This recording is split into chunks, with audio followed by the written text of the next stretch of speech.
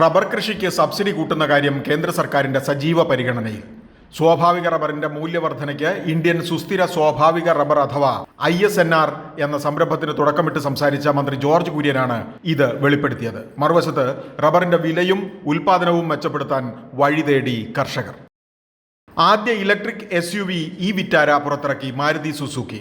ഗുജറാത്തിലെ ഫാക്ടറിയിൽ ഏതാനും മാസത്തിനകം ഉൽപാദനം തുടങ്ങും. 100ഓളം രാജ്യങ്ങളിലേക്ക് കയറ്റുമതിക്ക് പദ്ധതിയെന്ന് കമ്പനി അധികൃതർ. ദുബൈയിലെ ബുർജ് ഖലീഫയുടെ നിർമ്മാതാക്കളായ MR ഗ്രൂപ്പിന്റെ ഇന്ത്യൻ ഉപകമ്പനി അദാനി ഗ്രൂപ്പ് കൈയടക്കിയേക്കും.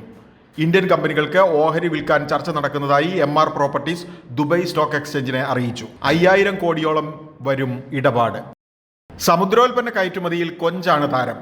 60,000 കോടി രൂപയുടെ മികച്ച കയറ്റുമതി നടപ്പ് സാമ്പത്തിക വർഷം നടന്നെങ്കിൽ പുറം നാടുകളിലേക്ക് പോകുന്നതിൽ 2/3 കൊഞ്ചാണ്. കടൽ വിഭവ കയറ്റുമതി പ്രോത്സാഹിപ്പിക്കാൻ കസ്റ്റംസ് തീരുവ കുറയ്ക്കുന്ന കാര്യം സർക്കാർ പരിഗണനയിൽ.